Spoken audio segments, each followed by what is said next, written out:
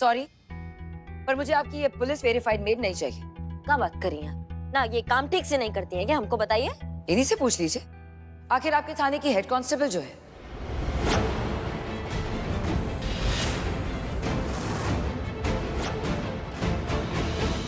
आप लोगों को क्या लगा आप अपनी हेड कांस्टेबल को मेरे घर में मेड बनाकर भेजेंगे और मुझे पता भी नहीं चलेगा?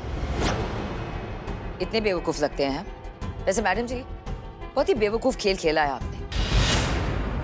या तो आप किसी होशियार पुलिस को मेरे घर पर भेजते हैं, या तो फिर किसी ऐसे इंसान को जिसे एक्टिंग अच्छी से आती हो।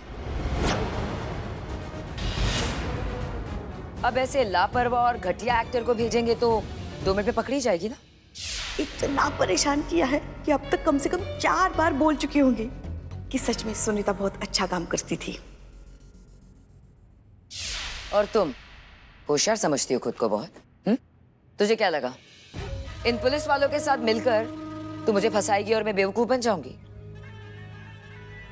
बेटा, जितनी तुम्हारी उम्र नहीं है ना, उससे कई ज्यादा सैंडल मेरे कबर्ड में रखे।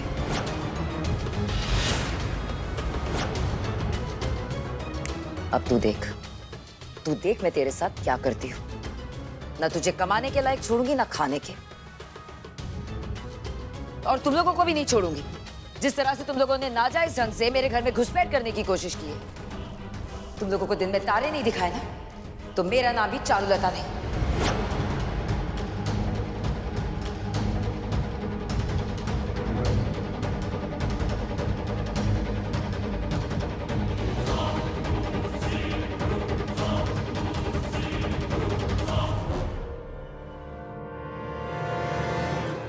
अब हमें क्या पता था वो चारुलता नाम की लोमड़ी छुपकर हमारी बातें सुन रही है। हम तो समझा के भेजा था ना पुष्पा जी आपको कि वहाँ ओवर एक्टिंग नहीं दिखाना है, एकदम कायदे में रहना है। फिर काय फैल गई वहाँ जाके? हाँ, क्या जरूरत था अपना अभिनय का ये प्रचंड सुनामी लाने का? वहाँ पे क्या क्या कह कर आई हैं? वहाँ पे आप कमिश्नर साहब से आपके घर के रिलेशन है? अरे क्या आपको चारुलता क्या एकदम चूरन लगती है क्या कि उसको समझ में नहीं आएगा कि उसके सामने मेड खड़ी है या रेडीमेड खड़ी है? कुछ भी बोलकर आ गई हैं आप वहाँ पे। इस बेचारी, इसकी तो नौकरी भी गई, जो चांस था वो भी नहीं मिलेगा, और ये पैसे भी गए इसके। बहुत बढ़िया काम कर आई हैं आप। तालियां इस बात के लिए, तालियां। अरे भी लौटा रे, मरेगा कहाँ आज? सुनीता, हमें माफ कर दो। हमारी वजह से। नहीं नहीं मैडम, ऐसा क्यों बोल रही हैं आप? आपका तो इरादा मेरी मदद करने का ही था ना। अब बात नहीं बनी तो उसमें क्या कर सकते हैं। और आप सब लोगों ने मेरे लिए इतना सोचा, इतना किया, इतना कम था क्या? अब जिसके साथ नसीब ने इतना बड़ा अन्याय कर दिया हो तो उसे कौन न्याय दिलाएगा मैडम?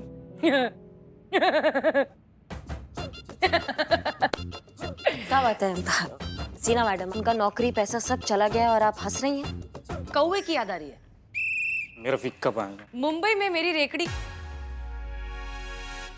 मुंबई में जिन लोगों की वड़ा पाव की रेकड़ी होती है वो अक्सर रात को काम खत्म होने के बाद रेकड़ी के ऊपर छत पे बचे हुए पाव रख देते हैं ताकि रात भर में कौवे उसे आकर खा लेते हैं। इस बात से हमने कौवों के बारे में 2 चीजें सीखी है, एक अच्छी और एक बुरी। बुरी ये कि जब भूख लगती है ना तो कौवे एक दूसरे की चोंच से छीन कर भी खा लेते हैं। भूख के आगे, खाने के आगे कुछ भी नहीं, कोई भी नहीं। और अच्छी बात ये कि जब भी कोई एक कौवा मुसीबत में होता है और वो आवाज लगाता है तो शहर के सारे कौवे इकट्ठा हो जाते हैं उसकी मदद करने के लिए। बात की बात यह है कि चींटियां चाहे तादाद में कितनी भी क्यों ना हो जाए, गन्ना घसीट कर नहीं ले जा सकती। और एक जानवर शरीर में कितना ही बड़ा क्यों ना हो, कौवे उसे अपनी चोंच से मार मार के जख्मी जरूर कर सकते हैं। गजब मैडम ना, मतलब यहाँ पर इतना सीरियस केस चल रहा है और आप यहाँ पर कौवा चींटी पंचतंत्र का कहानी लेकर बैठ गई। तुम सबके सबकी ना पावली थोड़ी कम ही लगती है मेरे को। बात यह है यूनिटी, एकता, बॉन्डिंग। अब यही है हमारी इस समस्या का समाधान। हमें अब इस चारुलता मेम साहब को समझाना होगा कि एकता की ताकत का जलवा क्या होता है। और ये होगा कैसे? वो मैं बताएगी नहीं, करके दिखाएगी। संतोष शर्मा, कल सुबह कैमरे के साथ रेडी रहना। जी मैडम सर।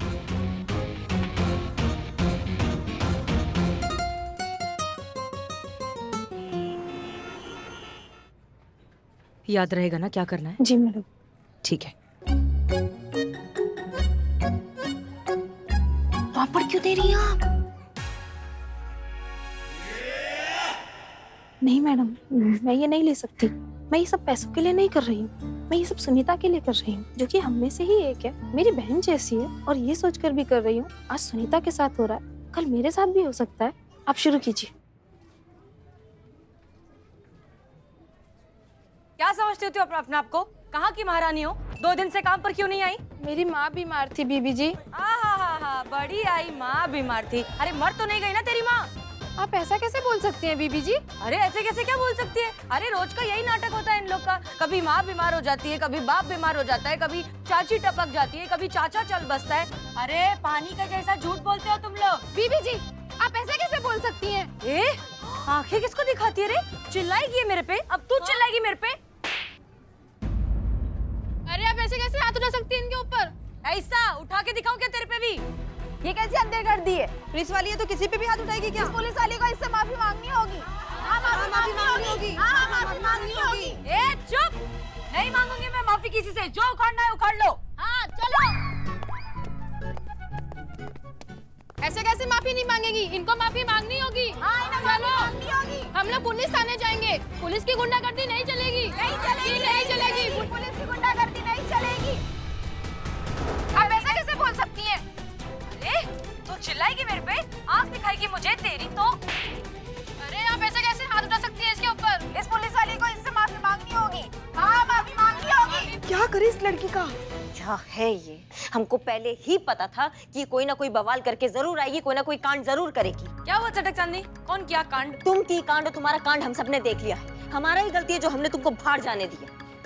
अच्छा वो पुलिस की गुंडागर्दी नहीं चलेगी, नहीं चलेगी। पुलिस की गुंडागर्दी नहीं चलेगी, नहीं चलेगी। हसीना मलिक माफी मांगो। मैडम हाँ चिकने। अरे का चिकने, बाहर भीड़ आया हुआ है, बवाल मचाया हुआ है वो लोग। हसीना मलिक माफी मांगो। हसीना मलिक मिल गया तुम्हारे कलेजे में ठंडक?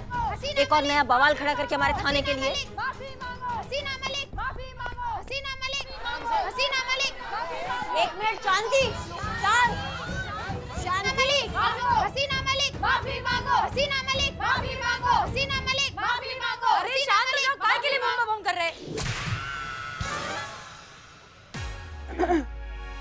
मतलब क्यों शोर मचा रहे हो? आप यही चाहते हैं ना कि हम आप सबसे माफी मांगे, लेकिन उससे पहले हम आप सबसे कुछ पूछना चाहते हैं। अगर हमने माफी नहीं मांगी तो क्या करेंगे आप लोग? पुलिस कमिश्नर तक जाएंगे, मुख्यमंत्री तक जाएंगे। जरूरत पड़ने पर घर घर की बहनों को इकट्ठा करेंगे और देश में आंदोलन करेंगे।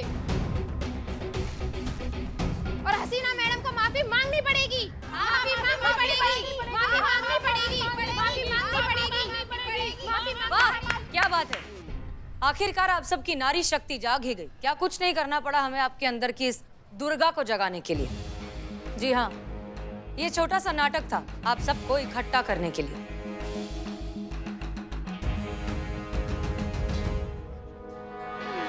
दरअसल पुष्पा जी हम बात कर रहे हैं ना।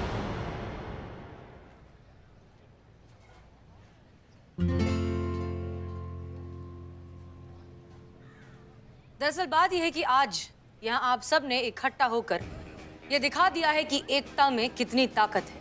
आज आप सब यहाँ खड़े होकर इतने ताकतवर हैं कि एक थाने की एसएचओ को माफी मांगने के लिए आपने मजबूर कर दिया। आप यहाँ चाहें तो प्रशासन हिला सकते हैं। तो क्या आपको नहीं लगता कि आपको सुनीता का साथ देना चाहिए उस लड़ाई में? वो ये लड़ाई अकेले लड़ रही है। क्या आपको नहीं लगता कि सुनीता के साथ जो हुआ कितना गलत है?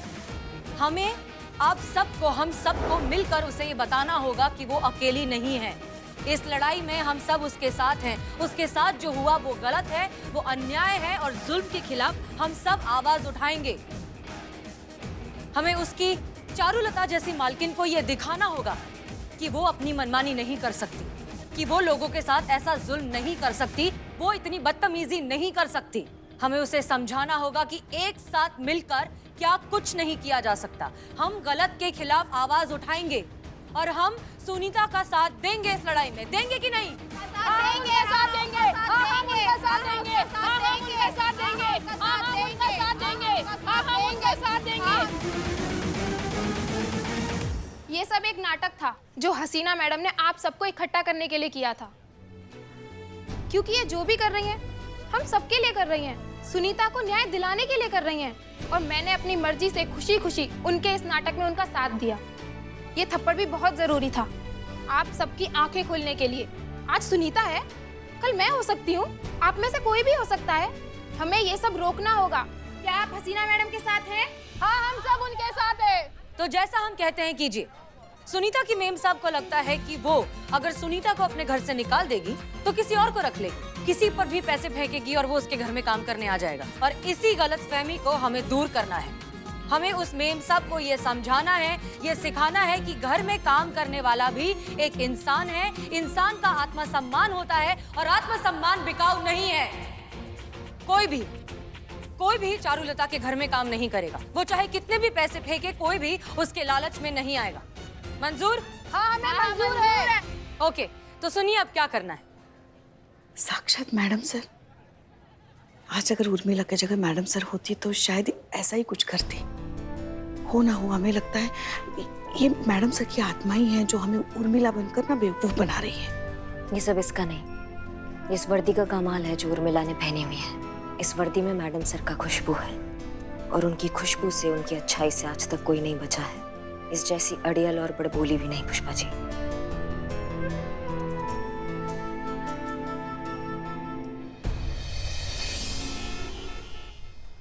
कम बेटा, लेट्स गो।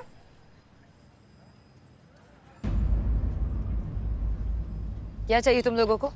हम सब इसी एरिया की मेड है और यहीं आसपास के घरों में काम करती है। हाँ तो ये कि हम सब आपको ये बताने आई हैं कि आपने जो अपनी मेड सुनीता के साथ किया है ना, हम सब ने मिलकर ये तय किया है कि आज के बाद आपके घर में हम में से कोई भी काम नहीं करेगा। तब तक नहीं जब तक आप सुनीता से माफी नहीं मांग लेते। हम माफी मांगेंगे, और वो भी उस चोटी से। जानती भी हो किससे बात कर रही हो तुम? अरे पैसे फेंकेंगे ना, तुम जैसी हजारों मेड हमारे पैरों पर गिरेंगी, समझे? बहुत घमंड है ना आपको अपने पैसों का। एक बात बता दूं, हर कोई चीज पैसों से नहीं खरीदी जा सकती। ओहो हो, एक 2 टकी की मेड हमको ज्ञान दे रही है। हाँ, हो क्या चीज तुम? एक फोन घुमाऊंगी ना, सीधा अपने गांव पहुंच जाओगी अपने पूरे परिवार के साथ। वही नहीं समझना हमको, समझी? हम जो भी है, माफी तो आपको सुनीता से मांगनी ही होगी। माफी तो मांगनी ही होगी। मैंने कहा ना, नहीं मांगूंगी मैं माफी। क्या करोगी? वहाँ उधर सुनीता दीदी खड़ी है, आपको मिलना है उनसे? हाँ। तो जाओ, जल्दी जाकर मिलो, वो वहाँ खड़ी है, जल्दी जाओ।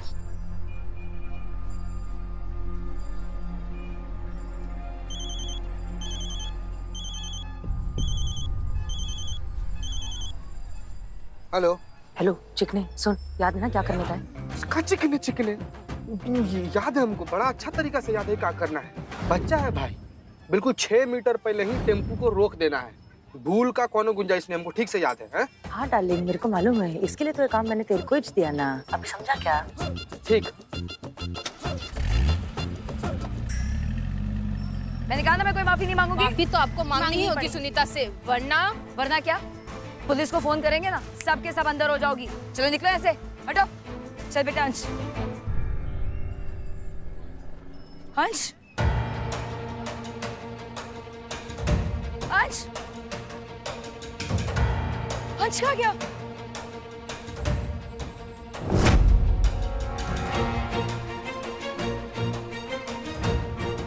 अंश, अंश बेटा।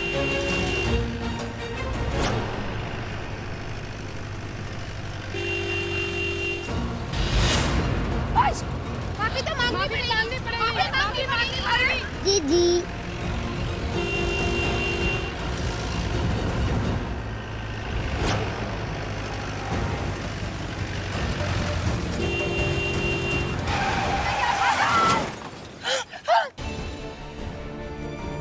मेरा बच्चा, उठो। अंश, मेरा बच्चा, चोट तो नहीं लगी ना?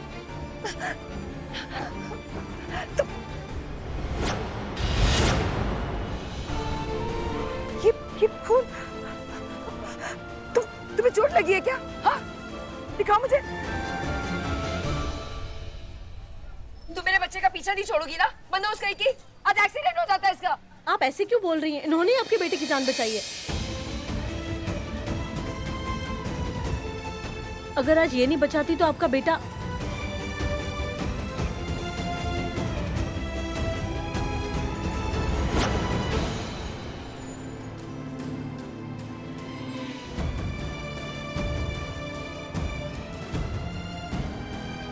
तुम चलो मेरे साथ। सुनीता को आज मैं यहाँ आप सबके सामने इसलिए लाई हूँ ताकि आप सभी के सामने मैं इससे माफी मांग सकूं। इस बेचारी ने तो हमेशा अपना हर काम लगन और ईमानदारी से किया है और बदले में हमने क्या किया? इस बेचारी को हमेशा धुतकारा, जलील किया, यहाँ तक कि अपने दोस्तों के सामने इस बेचारी की बेइज्जती तक कर दी। हम अपने किए के लिए बहुत ही शर्मिंदा है। हमें माफ कर दो सुनीता। नहीं नहीं मैडम, माफी मांगने की जरूरत नहीं है। आपको एहसास हुआ, यही बस है। देख लीजिए, एक तरफ आप हैं जो इनको अपमान करने का या इनके साथ अन्याय करने का कोई मौका नहीं छोड़ती है, और एक तरफ ये है जो अपना फर्ज निभाने का, अपना समर्पण देने का कोई मौका नहीं छोड़ रही हैं। अपनी जान की परवाह ना करते हुए इन्होंने आपके बच्चे की जान बचाई। अब बताइए कौन सा वेतन, कौन सा रकम, कौन सी तनख्वाह इनके जज्बे का कीमत चुकाएगी? बताइए, हमें समझाइए। सही कह रही हैं आप। सुनीता, तुमने अपने वो पैसे इतनी मेहनत से कमाए, हम पे भरोसा कर कर हमें जमा करने दिए, और बदले में हमने क्या किया? अपने अहंकार में आके तुम्हें सबक सिखाने के लिए, तुमसे अपना बदला लेने के लिए तुम्हें वो पैसे देने के लिए मना कर दिया। ये गलत है ना? आपके पास इनकी पगार है, लेकिन इनके पास आपके पूरे घर की जिम्मेदारी है। ये आपके पूरे घर को संभालती हैं, आपके परिवार को संभालती हैं, आपके घर के कोने कोने के बारे में जानती हैं जितना शायद आप भी नहीं जानती। तो क्या ये आपके फैमिली मेंबर जितनी इंपॉर्टेंट नहीं हुई? ऑफ कोर्स हुई। इसलिए आपका काम है कि आप भी उनका उतना ही ध्यान रखें जितना ये आपका ध्यान रखती हैं। मैडम सर, क्योंकि क्या है ना, जब भी आपकी जिंदगी में कोई भी समस्या आएगी तो आपके घर वालों से पहले, आपके रिश्तेदारों से पहले, आस पड़ोसियों से पहले ये आपके साथ खड़े होंगे चट्टान बनकर।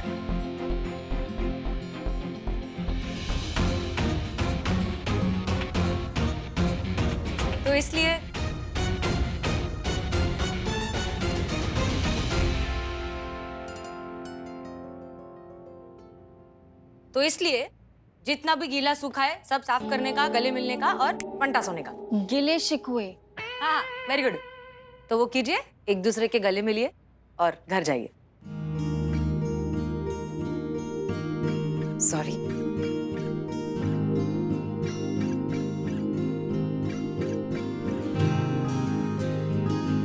मैं आपसे भी माफी मांगना चाहती हूँ। अनजाने में आपको इतना भला बुरा कह दिया। सॉरी। अरे भला बुरा नहीं, सिर्फ बुरा बुरा ही कहा। मगर वैसे हमें आपसे माफी मांगनी चाहिए क्योंकि हमने भी आपको बहुत परेशान किया ना, उसके लिए सॉरी। आपको सॉरी बोलने की कोई भी जरूरत नहीं है। आपने जो कुछ भी किया अच्छे के लिए किया। देखिए, अगर आप ये सब नहीं करती तो मुझे अपनी गलती का एहसास कैसे होता? वैसे मैं आप सभी का शुक्रिया अदा करना चाहती हूँ, और आप सभी लोगों के लिए ये तो बनता ही है ना।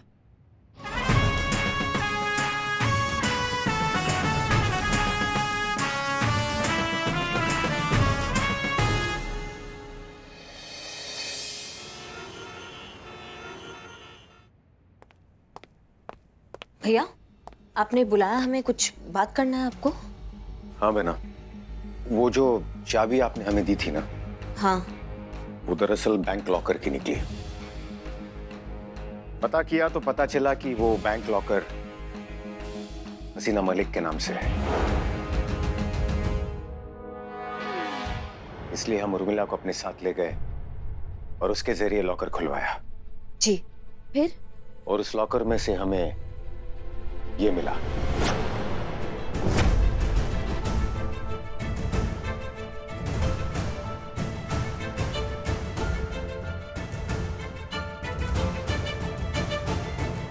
ये हार्ड ड्राइव, ये मिल गया आपको?